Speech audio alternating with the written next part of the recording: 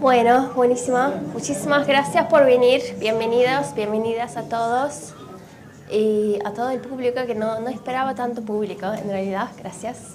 Gracias a Cintia, que está acá con nosotros en nuestra ciudad. Es un privilegio para mí tenerla acá. Y quiero empezar ya a hablar del libro. Acá tenemos la versión turca de su libro Postrestante, que es el libro en español, pero la versión turca, que se llama Postrestant, muy parecido. Y primero que nada, es un libro de un viaje. No es un libro de viajes, es un libro de un viaje muy específico. No es un viaje cualquiera, es un viaje de una búsqueda, que no tiene un final, un objetivo muy específico. No es un viaje turístico, no es un viaje por trabajo, nada de eso. Y por eso te quería preguntar, ¿cómo se te ocurrió escribir un libro a base de un viaje así? ¿Y cómo relacionas la literatura y la experiencia de ser viajera en general? Viajar, como emprender un viaje, salir al mundo, atravesar por esa experiencia y después contar esa historia de forma escrita, ¿no? Y que me parece como dos cosas están bastante relacionadas. Contanos un poco, ¿cómo se te ocurrió? Bueno, buenas noches, gracias por estar acá. Agradezco al Instituto Cervantes y también a la Embajada de Chile y a la Dirección de Asuntos Culturales del Ministerio de Relaciones Exteriores de Chile, que me trajo hasta acá. Quería partir un poco antes, como contándole cuál fue mi primer viaje, ¿no? Mi primer viaje, yo vivía con mi familia en un pasaje, y entonces los negocios donde uno compraba, estaban en la esquina. Entonces a mí me dejaban ir por la misma calle, por donde yo estaba, hasta la esquina, pero no me dejaban cruzar la calle. Entonces yo hinché, porque mis papás eran muy sobreprotectores, hasta que un día mi padre me dijo, hoy día vas a poder cruzar la calle. Entonces me acompañó hasta la calle y se quedó viendo cómo yo cruzaba la calle y me hacía así. Y ese fue mi primer viaje, cruzar la calle. Ahora, de ahí, ¿qué hice? Me fui a la esquina, donde estaban los negocios, donde yo compraba. ¿Y qué fue lo que vi en ese viaje? La vereda por donde yo siempre iba. O sea, lo que vi es el lugar por donde yo siempre había andado, no el lugar nuevo por el cual yo andaba. Entonces ahí me di cuenta de que en realidad viajar tiene que ver con la mirada. Es un desplazamiento que uno hace fundamentalmente para mirar. No sé si lo nuevo, pero también lo viejo, lo que uno deja atrás de otra manera, ¿no? Esa era la idea del viaje. Miras lo nuevo, pero también miras lo que dejaste desde otro lugar y lo ves de una manera distinta. Yo estaba atravesando una gran crisis, ¿no? que yo creo que todos los jóvenes atravesamos cuando salimos, por lo menos yo, de la universidad, que no tenía idea de qué quería hacer. Creía que quería ser escritora, pero no me resultaba. Nunca terminaba lo que escribía. Y un día me gustaba mucho ir a los mercados persas, que son mercados donde se vende de todo, ¿no? Acá también hay, en Estambul. Y veo en un lugar, en una telita de una persona, que había un álbum viejo de fotografía, y cuando lo abro, en la primera página estaba mi apellido. Y escrito con I, la letra final de mi apellido es Rimsky, estaba con I. Y mi familia emigró de Polonia y de Ucrania, y mi abuela lo único que me contaba de la historia familiar era que lo había pasado muy mal, que todo había sido muy triste. Pero nunca logré saber cómo había sido la vida de ellos en Polonia y en Ucrania. Pero lo que había en la casa de ellos eran objetos, por ejemplo, raros. Había un camello chiquitito, por ejemplo. Habían cosas, habían olores, por ejemplo, tenían la ropa, todavía mi abuela guardaba la ropa de Europa. Y esa ropa tenía un olor, o de repente yo iba al estadio donde se juntaba la gente y todas las viejas que se sentaban en un mismo lugar, tenían caramelos y esos caramelos tenían un olor que no era un olor chileno. Entonces yo siempre tuve curiosidad por saber cómo era la historia de mi familia, porque lo que yo sabía de la historia eran puros espacios en blanco, nada más que espacios en blanco. Sabía algunas cosas, pero lo más importante siempre estaba en blanco. Y en ese momento creí que con ese álbum me estaba diciendo algo, era como una señal que yo estaba recibiendo. Así que dije, me voy a ir a Ucrania y a Polonia. Pero como no tenía dinero, me fui mochileando. Entonces me demoré un año en llegar a Ucrania y Polonia, y siempre tenía el álbum al lado mío y miraba esas fotos. A ver si, las fotos eran de una familia en vacaciones. Y cuando llegué a Turquía, porque llegué a Turquía, fui a Capadocia, y en Capadocia me encontré con una eslovena. Y la eslovena me dijo, Cintia, pero esta no puede ser tu familia. Y además Rinsky, escrita con una I final, es lugar de baños. Y entonces ahí me di cuenta que ese álbum no tenía nada que ver conmigo. Sin embargo, ella me dijo, yo te espero en Eslovenia, porque este lugar es la frontera entre Eslovenia y Austria. Llegué al lugar donde está el pueblo de mis abuelos, dijéramos, y después me fui a este lugar de frontera entre Austria y Eslovenia, y no lo van a creer, fui sola, a dedo también así, y encontré a una familia que tenía un hostal, una pensión en la frontera para la gente que iba a Austria y venía de Austria a Eslovenia. Y ellos tenían, a diferencia de mi familia, todas las fotos de su familia, de la historia de su familia desde que había sido construido ese hostal. Y le faltaba una foto. Y no lo van a creer, esa foto estaba en el álbum. No. Sí. Entonces, después cuando volví a Chile, después de un año de viaje, comprenderán que tenía toda la ropa rota, no había nada, o sea, las poleras, las remeras sucias, no había, pero estaba lleno de objetos la mochila.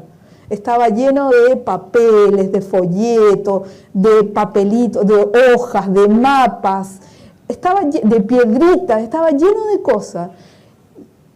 Y entonces empecé a escribir de esas cosas. Y fui armando este libro como si fuera una película. Ustedes van a ver el libro, está lleno de imágenes, están las imágenes que, por ejemplo, las fotos, el álbum se lo dejé a mi amiga en Eslovenia, que ahora me voy a encontrar con ella en Turquía y le pedí que me traiga el álbum. Entonces, de memoria fui describiendo las fotos, por ejemplo, de esa familia que no era mi familia. Entonces fui armando como dos libros, por un lado de la familia que tiene su historia completa, y esta familia mía, que descubrí que la memoria en realidad son puros espacios en blanco. Y que es muy bueno que hayan esos espacios en blanco, porque permite que nosotros también nos imaginemos una historia. Entonces es un libro que tiene que ver mucho con la ficción. En ese momento cuando yo lo escribí, lo publicaron en el año 2000, no existía esto de la no ficción. O había ficción o había periodismo. Y en este libro hay una mezcla todo el tiempo, una mezcla entre ficción, periodismo, relato, cuento, donde voy transgrediendo, y me interesaba esa transgresión de los géneros. Y también la narradora nunca es la misma. A veces la mochilera, a veces la chilena, la escritora, la periodista, la viajera. Voy cambiando y la idea voy cambiando como de narradores, un poco jugando con la idea de que la distancia, de que uno también cuando viaja no siempre es la misma, ¿no? Sino que uno va cambiando. Y eso es muy lindo, los viajes, que es por lo menos en Chile, cuando a ti te preguntan lo típico, ¿no? ¿De qué colegio eres? ¿En qué barrio vives? Y ya saben quién eres tú. Entonces, cuando uno sale a viajar, es como que se desencaja de ese lugar, que está tan adscrito, ¿no?, en su país de origen, quién uno es, y uno puede permitirse ser otras personas. Y eso para mí fue muy interesante. Y lo otro, respecto a la pregunta de la escritura, es que me parece que es muy interesante para escribir construir una mirada personal, construir una mirada sobre las cosas, una mirada que sea solo tuya sobre las cosas. Y ahí, bueno, todo eso fue un proceso que se demoró varios libros en ir construyendo una forma de mirar. Porque ¿qué mira uno? Uno llega, por ejemplo, a la mezquita, a la Hagia Sofía. ¿Y qué miras si ya están todas las fotos? ¿Qué miras? Les pregunto, ¿qué miras? ¿Miras la entrada? ¿Miras las columnas? Ya está todo, eso está todo codificado. ¿Qué miras? Entonces fui encontrando en este viaje como otros lugares de donde mirar. Por ejemplo, no entré y me quedé con los vendedores de souvenir. Y me interesaba por qué la gente, las personas, los turistas, sabiendo que esos souvenirs eran mentira, eran falsificados, sin embargo, los compraba para llevarlos a sus casas donde creían que eran verdaderos. Y entonces hay casas en Chile, en Japón, en China, en Laos, donde hay una réplica de la Hagia Sofía, por ejemplo, ¿no? O de la Torre del Gálata, que es una réplica ficticia. Entonces, ¿cómo que nos une un poco? ¿Ah? Que nos une un poco. Claro. Los que venimos acá, yo no, pero cuando venimos a viajar, esa réplica lo tenemos todos en Japón, en China, en Chile, como todos tenemos una memoria de eso en el mismo lugar, pero a nuestra manera. Uh-huh. A eso te referís, ¿no? Como a qué mira cuando vas a Hagia Sofía. Mira a mi perspectiva, más que nada. Claro, pero la mirada, o sea, uno cree que uno mira, pero uno no mira, porque tienes toda la cultura acá detrás de la cabeza. ¿Quién mira? Mira la cultura, te enseñaron de chico, nos enseñaron de chico en la escuela a mirar lo grande y lo chico, ¿no? Lo lejos y lo cerca. O sea, nuestra mirada está completamente educada para mirar así. No es que la realidad sea así. Entonces, mi intención era como deseducar la mirada. Hay un escritor francés que seguramente ustedes conocen que se llama Perec, ¿no? Georges Perec. Y Perec plantea, ¿no? ¿Qué es lo que uno mira? Porque uno siempre mira lo importante, lo que está al centro, lo que es grande, lo que es valioso. ¿Qué es lo valioso? Entonces él plantea, ¿por qué no mirar lo infraordinario? Por ejemplo, ¿por qué no mirar un botón de la chaqueta? Y entonces él te dice, pero el problema es que si miramos el botón de la chaqueta, ¿cómo escribimos del botón de la chaqueta? Porque ¿qué valor va a tener?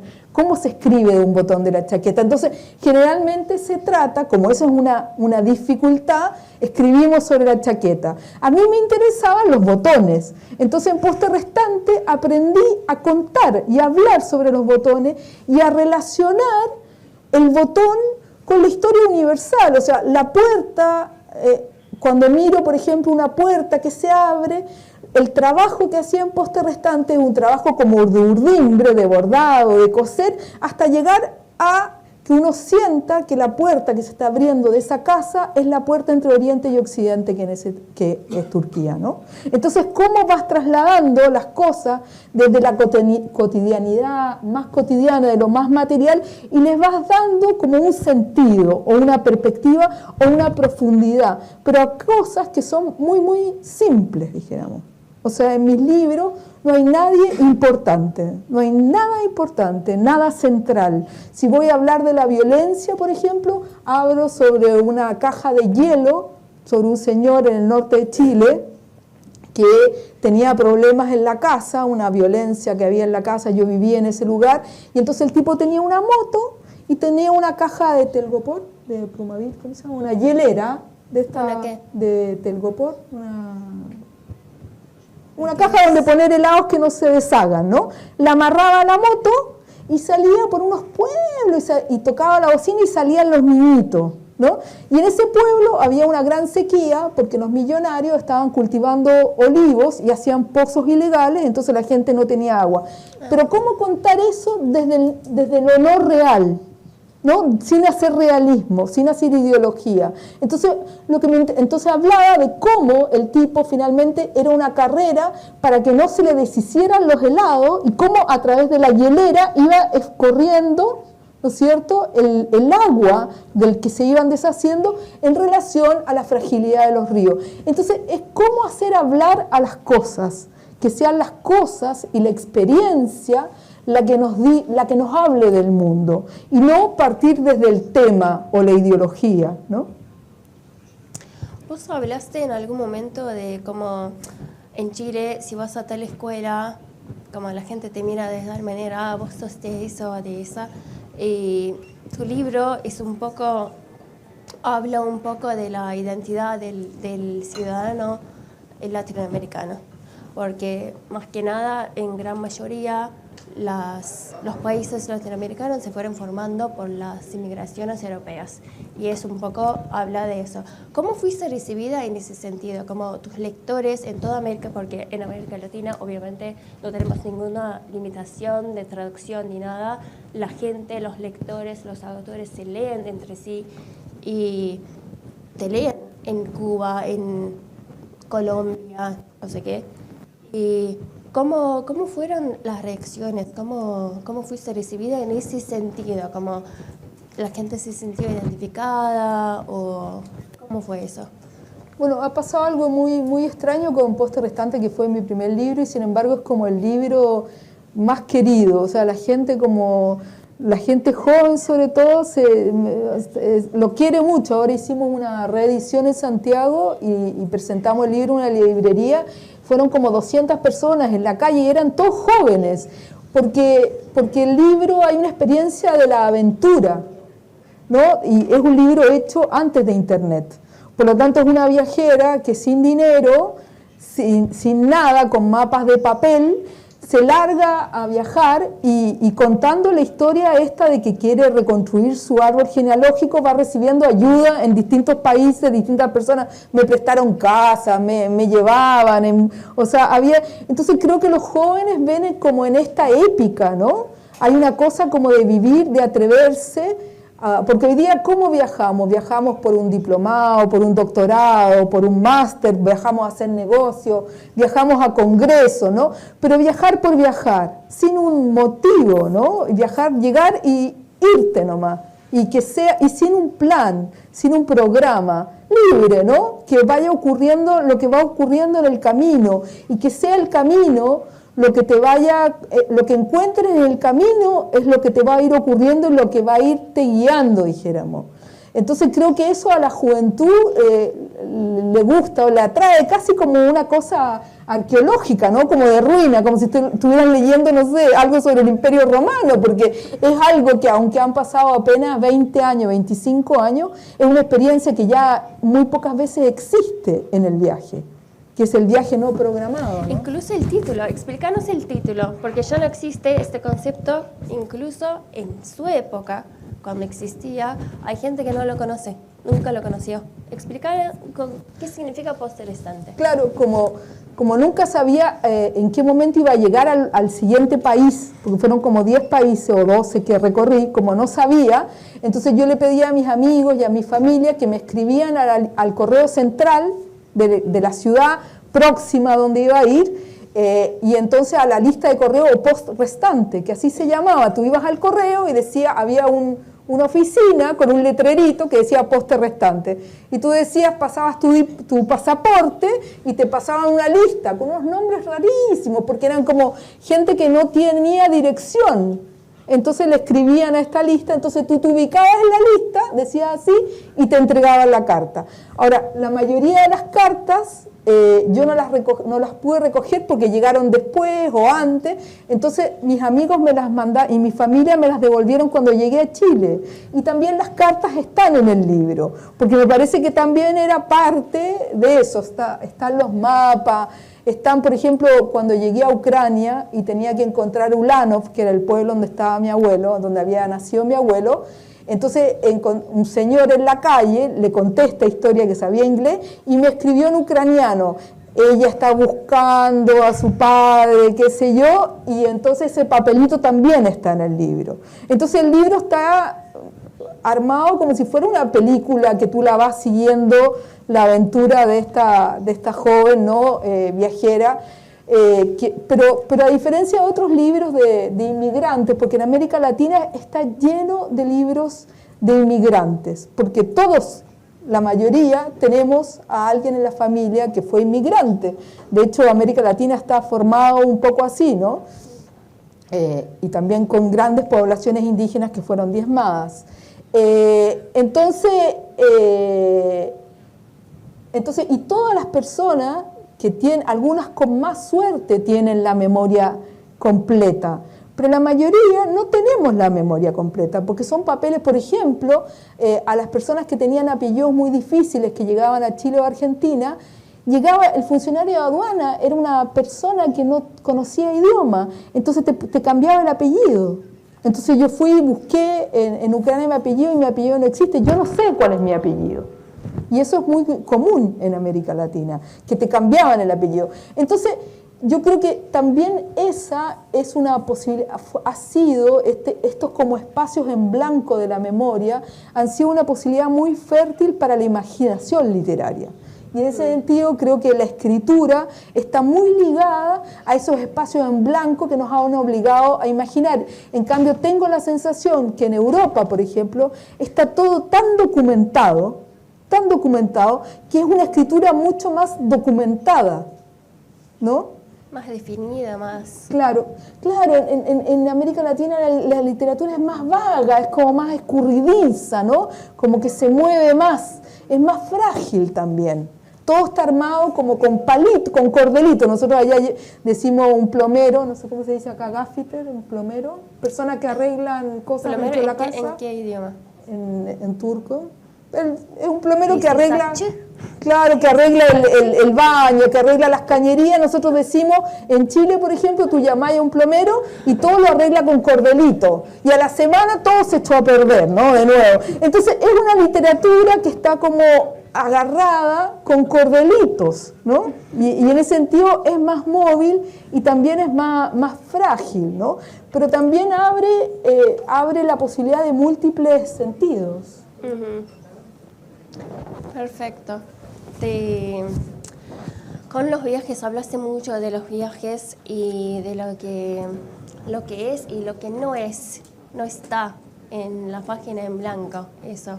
Te quería preguntar un poco eso sobre la experiencia de ser viajera en general, no la escritura, porque viajar, emprender un viaje, es como saltar a un lugar, un espacio desconocido. Y eso como la experiencia nunca, no digo nunca, pero por mucho tiempo, no nos fue dada como experiencia como mujeres. Pero vos lo hiciste. ¿Tú la también? Experiencia está. Sí, exactamente. Y te quería preguntar, aparte de la literatura, de la escritura y todo, ¿cómo se te fue dando la experiencia? ¿Cómo se te fue afectando esta experiencia? Porque lo hiciste justo como estuvimos hablando antes del internet, antes de todas las redes sociales, todos esos recursos que ahora ni siquiera no podemos imaginar sin, pero vos lo hiciste y como hay un sentido, había antes un sentido de lo desconocido más aventurero, más todavía, ¿no? Porque hoy en día yo abro Facebook y me conecto con 1000 personas de cualquier manera. Antes no existía eso, antes era lo desconocido, era lo desconocido. Y salir al mundo así, de tu país, que es Chile, como nada que ver, a Israel te fuiste, ¿cómo te fue formando como un sujeto? Pero también es un poco delicado este tema, te quería preguntar, ¿cómo te fue formando como mujer? Porque ser viajero y viajera son dos cosas muy distintas, aunque no me gusta llamarlo literatura de mujeres, literatura femenina, es como un poco problemático para mí, pero tu libro terminó siendo un viaje de una mujer. Quiero que nos cuentes un poco cómo te fue esa experiencia siendo mujer, también cómo te terminó afectando, formándote como un sujeto femenino. Bueno, yo tenía miedo, todo el tiempo, o sea, no voy a negar que todo el tiempo tenía miedo, pero siempre me hacía la misma pregunta, ¿y si no vivo esto por miedo? ¿Qué va a ser mi vida, no? O sea, esa era la pregunta, o sea, me voy a restar de vivir muchas experiencias por miedo. Entonces, nada, muchas veces temblando, Me acuerdo que llegué una vez a Egipto, al sur de Egipto, a un lugar que todavía no sabía ni el nombre porque iba a otro lugar y como no me entendieron me llevaron a otro y dejé mis cosas en una pensión y salí, porque era así yo, ¿no? Y salí a la vida y me encontré con unos chicos que me llevaron a otro lugar y de repente digo, son las 12 de la noche, no tengo idea el nombre del lugar donde estoy, no tengo idea cómo se llamaba el hotel, y ahí uno de los chicos me dijo una cosa, no te va a pasar nada que tú no quieras que te pase, me dijo. Y dije, ok. Y fue como un aprendizaje de ir como, creo que en ese momento también el mundo, a pesar de que no existía el feminismo, al estar el mundo menos conectado y al haber culturas más locales, creo que había un control de la población mayor de ellos mismos. Por ejemplo, es como en mi pueblo. En mi pueblo, yo vivo en un pueblo de 300 habitantes, roban muy poco o no roban, porque todos nos conocemos. Entonces hay un control social que se ha ido perdiendo también con la cosa de la virtualidad. Entonces pasé sustos, pero siempre me preguntaba, ¿vas a dejar de vivir por el miedo? No, decía yo. ¿Sabes el riesgo que estás? Me conversaba conmigo mismo, ¿sabes el riesgo que estás corriendo? Sí.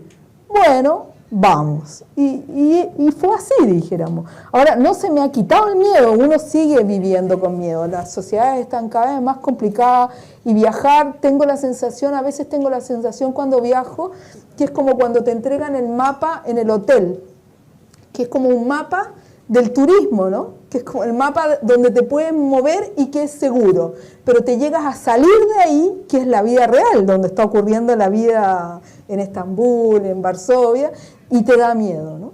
Porque es como que estás protegida en el mapita que te dan en los hoteles, ¿no? Y siempre trato de ir un poco más allá, de salir de este telón que te ponen. Soy muy curiosa. Soy muy curiosa, me gusta mucho observar y me gusta mucho observar cómo la gente habita. Porque decís que está el miedo, está. No es que, yo no tengo miedo. No, sería mentirosa. Sí. Tengo miedo. ¿Y qué te empuja? La curiosidad es más fuerte. Es más fuerte que el miedo. La curiosidad, ¿qué hay afuera del mapa? Esa es la pregunta. ¿Qué hay afuera del mapa que te entregan en el hotel? Quiero saber qué hay. Quizás no hay nada, no sé, pero quiero saber, quiero verlo. No quiero tener la experiencia. Eso es como, ¿qué hay detrás, en los bordes del cuadrado que nos dicen dónde? Es como el de Truman Show, no sé si la vieron, ¿no? Es como, ¿qué hay fuera del borde de la pantalla, ¿no? ¿Qué hay afuera de la pantalla? Es como, y me interesa mucho observar cómo se vive, cómo habita, ¿no? Creo que esa es una palabra que se nos ha olvidado un poco, es cómo uno habita el lugar donde está. Por ejemplo, hoy día entré donde un señor, voy pasando y tenía un pantalón que el cierre se me bajaba solo, ¿no? Y voy caminando y veo un señor costurero con un negocito acá, 30 cuadras, no sé. Es verdad, eso pasó. Sí, sí. Con un señor costurero y le señalo, me dice, madame, me dice, ya me gustó que me diga madame. Y entonces le muestro el pantalón, le digo lo que pasa. Y me dice, me señala un probador para que me saque el pantalón. Y yo entré al probador y me saqué el pantalón y le pasé el pantalón al señor. Y el señor me arregló el cierre y yo ahí, entró un amigo, medio me tapé mientras los escuchaba hablar, se tomaron un tecito y después me entregó el pantalón y salí de ahí. No sé, son como esas pequeñas cosas, pero a mí me pareció lindo estar ahí y ver eso y tener esa pequeña experiencia. Después otro señor le pregunté, era un restaurante, le pregunté si me podía compartir internet y entonces me dijo que él también sabía español y me trajo su cuaderno donde él aprendía español en el Instituto Cervantes. Y con todas las tareas, había, por ejemplo, en turco lo ponía en azul y en lápiz rojo en castellano las frases.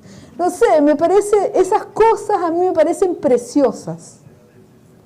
Y me parece que vale la pena. ¿Ah? Encima del sastre no te cobró. No me quiso cobrar. No. Y el señor tampoco me quiso cobrar el tel del internet. Pero, por ejemplo, lo que te preguntaba, cómo te afectó, cómo te formó este viaje a la literatura.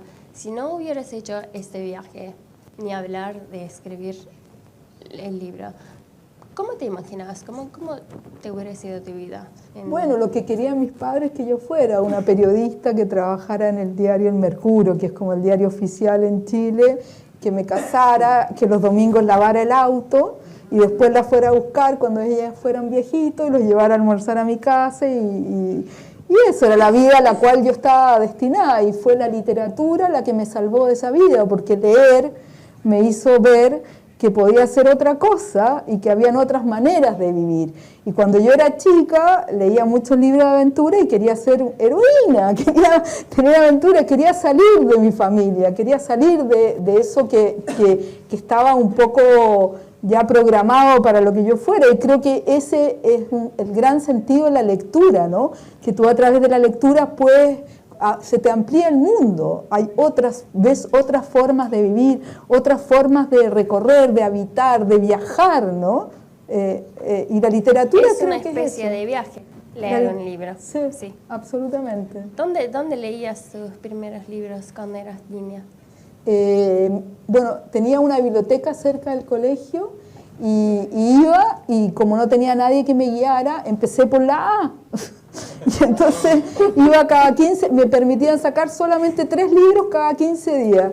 Y llegaba y cada 15 días con los 3 libros los devolvía, y a veces la bibliotecaria, estábamos durante la dictadura de Pinochet, era esto, y la bibliotecaria entonces decía, no, este libro para ti no es. Y me lo sacaba y tenía que ir a buscar el tercer libro. Y eso hacía hasta que, bueno, después encontré algunos profesores que me orientaron, pero era lo que había en la biblioteca, en general malas traducciones o traducciones muy antiguas de clásicos europeos era lo que había en la biblioteca, porque bueno, Pinochet eliminó todo lo que era latinoamericano y lo que le sonaba de izquierda o comunista, eliminó todos esos títulos de las bibliotecas. Entonces mi formación es bastante clásica, europea, clásica. Pero en las bibliotecas, no en tu casa, como fuera de la casa, sí. Eso me interesa. Sí.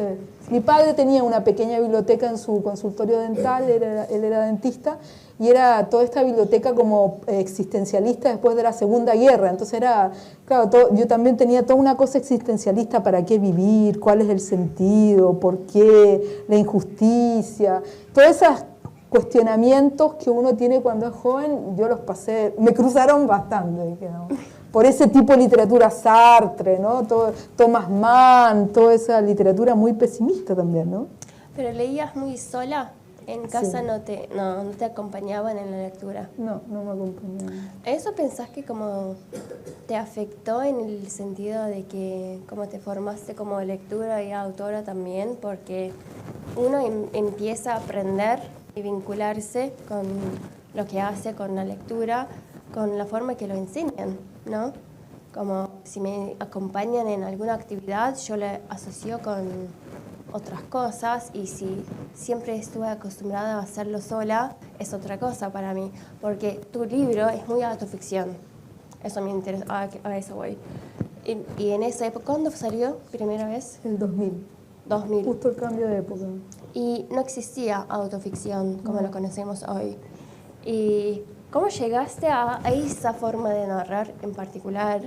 ¿Y cómo fuiste recibida en ese sentido? ¿Te fuiste como a las editoriales diciendo como, che, tengo esto, me publican, y te dijeron como, va, estás loca? ¿Cómo fue? Bueno, entre las cosas que volví con unos cuadernos donde había ido tomando apuntes. Tenía como 3 cuadernos, una libretita, un cuaderno, y eso volví con esas cosas, y habían algunos relatos, y un amigo en ese momento tenía un blog y escribía para él en ese blog. Los blogs. Existían los blogs. Uh-huh. Y tenía una amiga que vivía muy cerca, que era una artista visual, pero ella escribía poemas, se llama Sybil Winthrop, lamentablemente murió, y escribía poemas, poesía, pero desde las artes visuales. Entonces yo entraba a su taller y habían palabras colgando, o habían letras, porque para ella las palabras eran objetos. Entonces yo me quedé así, como objetos las palabras. Claro, me dijo, tienen color, tienen memoria, tienen peso, tienen olor, son objetos las palabras. Entonces, wow. Y empecé a pensar en esos términos, porque para ella todo era material. ¿Fue después del viaje? Después del viaje. Ah, ahí va. Entonces yo dije, ¿y si hago lo mismo? Si en vez de trabajo, por ejemplo, la muralla, hay un texto sobre la muralla, hay un texto sobre pájaro, hay un texto sobre una alfombra, y voy trabajando sobre materialidades, sobre objetos materiales, y las palabras son objetos, por lo tanto las palabras resuenan, no creo que las palabras tengan, o sea, creo que estamos perdiendo mucho el lenguaje porque el lenguaje dejó de resonar y se convirtió en algo muy informativo. O sea, creemos que escribir es prácticamente, el lenguaje es casi una herramienta como que nos tiene que obedecer. El lenguaje nos tiene que obedecer. Claro, y creo que el lenguaje, para mí, el lenguaje es una persona a la cual tengo que conocer, tengo que seducir, con la cual tengo que conversar. Es una persona que tiene una historia. Cuando yo coloco en un libro bastón, ese bastón viene de Moisés. No vino recién a mí en el momento en que yo lo coloco. Por lo tanto, tengo que respetar y me tiene que resonar toda la historia de esa palabra. Entonces, como que empecé a entender la literatura desde otro lugar, desde un lugar más desde su materialidad, como lo hacen los artistas visuales.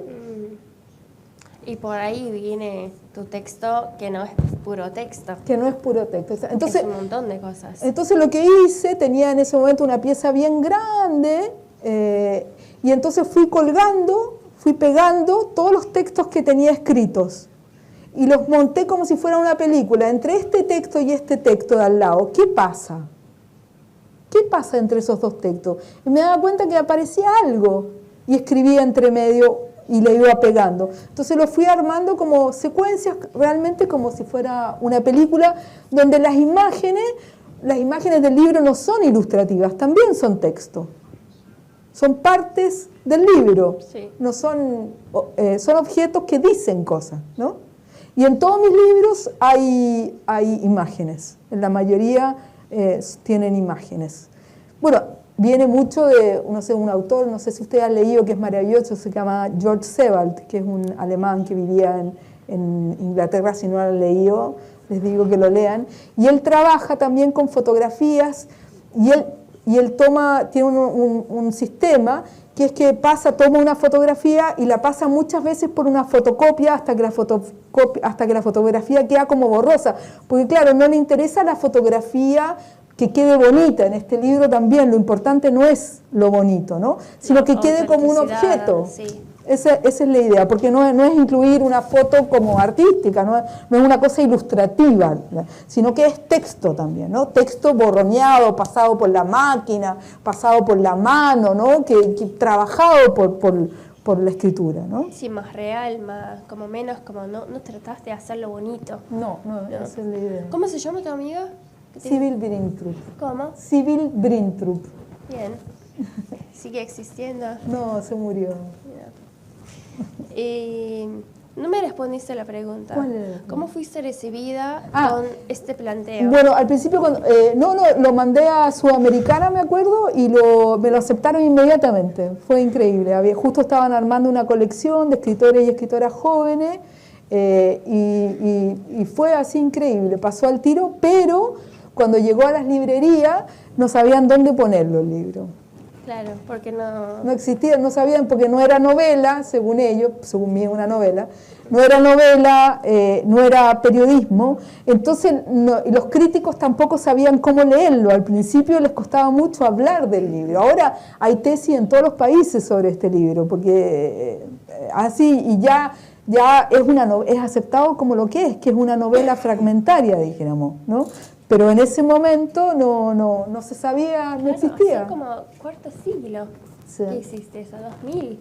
No existían estas cosas. Por eso, como ahora, hoy en día lo leemos y decimos, qué interesante, súper lindo. Como quizás uno no le presta muchísima atención, pero en su época, en 2000, no existían estas cosas. Es muy valiente por tu parte también decir, como yo escribo esto.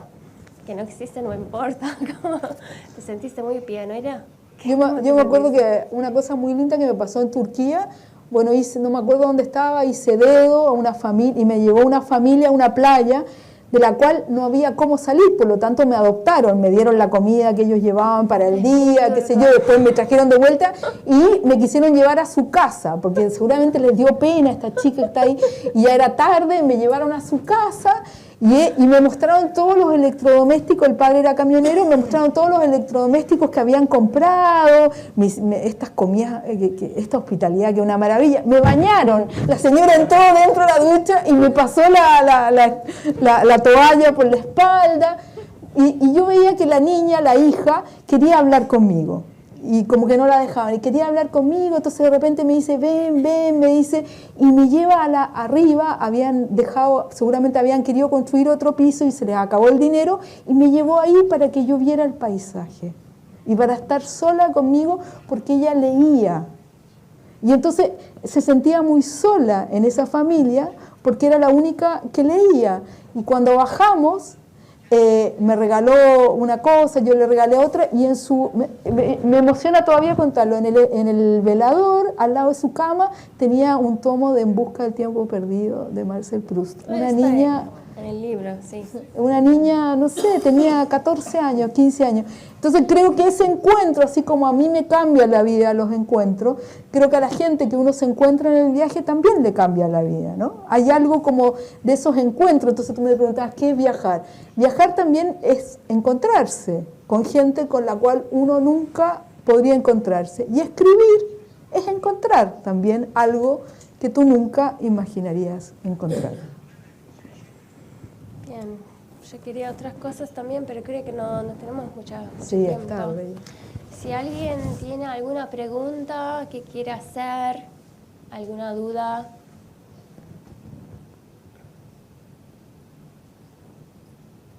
Bueno, perfecto. Sedat. Ahí también. Tenemos dos. Yazmak istediği nedir? Şu anda, bugünlerde, bu zamanda. ¿Están traduciendo? Sí. Ah. Tradúcelo para todo el público, por favor. ¿Qué quiere escribir ahora ella, hoy en día, como después de todo esto, hoy? ¿Qué quiere escribir? ¿Qué le gusta? ¿Qué tiene ganas de escribir?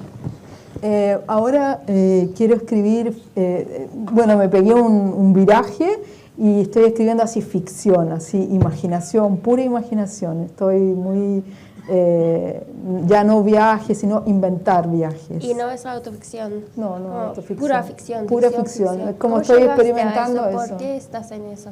No. Bir yer var mı bunun için? ¿Cómo? Bunu öncelikle tercih edeceği aklında bir yer var mı? Me llamo Barakba. ¿Tenés algún lugar en mente para escribir a base de eso? Sí, ya llevo varias novelas escritas con Pero pura un lugar como en sentido literal. editorial, dices tú. No, un lugar.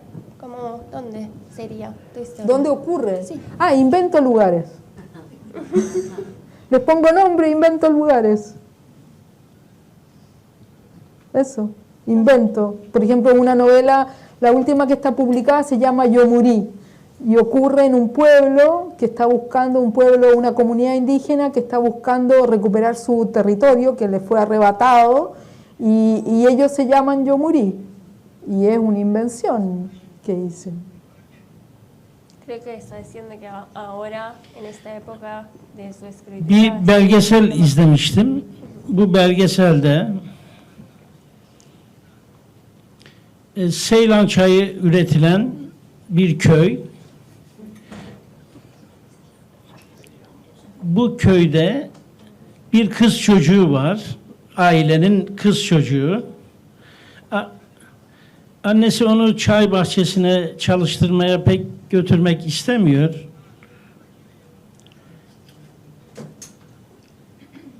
Okusun istiyor. Ve toplanan çaydaki o yılın ilk hasatında bisiklet almak istiyorlar ona. Cintia, vos no tenés traducción, perdón. Vale, lo puedes usar cuando quieras. Para que no quede. ¿Puedes pedirle por favor que abriegue un poquito porque ya estamos en el momento, ¿vale? Si no es, puedes repetir la pregunta pero un poquito más abreviyada y concentrándose en la pregunta. Birazcık özetleyerek tekrar sorabilir misiniz? Hepsi için çok vaktimiz kalmadı. Seylan çayının üretildiği bir köy. Neresi Seylan çayı üretiliyor. Spesifik dünyanın en iyi çaylarından bir köy. O köyde küçücük bir aile var ve çok yoksulluk içinde yaşıyorlar. Annesi çay bahçesine kızını götürüp onu yormak istemiyor. Ama o kadar fakirler ki aslında o kızın da çalışması gerekiyor. Yani o çayın bir an önce toplanması gerekiyor. Ve toplanan çaydan kızına bisiklet alacaklar. Bütün bu evreyi o çay alıcısı adamın çayı ucuza alma isteği de dahil. Bu belgeseli, bu gerçek bir hayattı. Ve bunu sanki bir roman anlatılıyordu. Yani ama o işte sözlerinizin başındaki fotoğraflara bakan yazarlar gibi bakmak. İşte belgesel 20 dakika sürdü belki ama her şeyi anlatıyordu. Çok farklı bir şeydi bu belgeselde izlediğim. Şimdi sizinle konuşunca bunu hatırladım. Ah, sí, perfecto. Hay uno muy bueno sobre las trufas, búscalo, está en YouTube. Las trufas cuáles? Uno de los buscadores de trufas en Italia. İtalya trüfleri. Sí, One kilogram. sí. 5,000 euros approximately. Ve ese documental. La última pregunta, por favor. Tamam, son soruyu alalım. Ben sadece şunu soracağım. Daha doğrusu şöyle destek vermiş olacağım. Ben türlerle ilgili sorununuz olması hoşuma gitti. Ve sizin gibi bu şekilde yazmaya çalışanlar için ben bir kendimce kavram buldum 3-4 yıl önce. Bunu söylemek istedim. Yani tür soruşturması ve herhangi bir türü tam olarak kabul etmeme, istediğimiz gibi yazma, anlatısal kurmaca dışı ya da İngilizcesiyle narrative non-fiction diye böyle bir şey. Ben bu deneyim ve tür dışı çabanızdan dolayı size teşekkür etmek istedim. Aynı zamanda okur olarak da tebrik etmek istedim.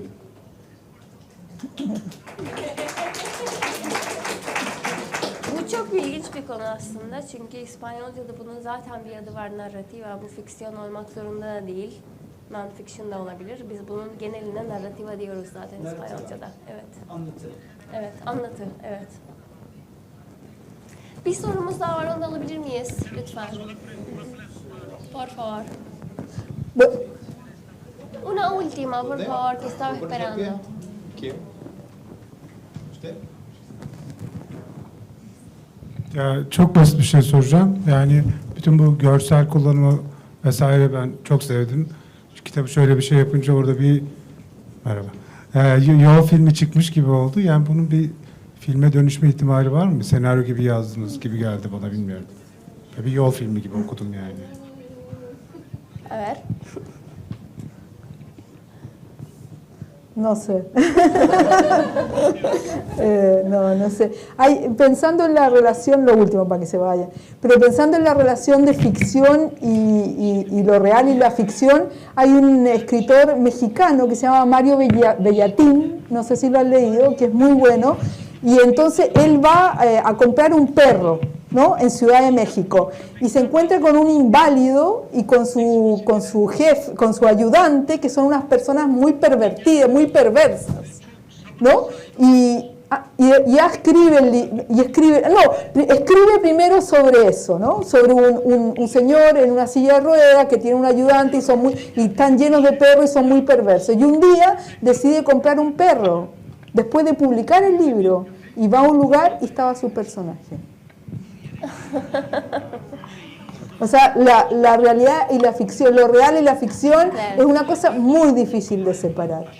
Una sola cosa, en estos momentos en Argentina están pasando cosas muy difíciles y las universidades están siendo tomadas, hay paros universitarios y me gustaría desde acá, yo trabajo allá en una universidad en Argentina, mandarles toda la solidaridad y la fuerza en la lucha en la que están para que las universidades sigan siendo públicas.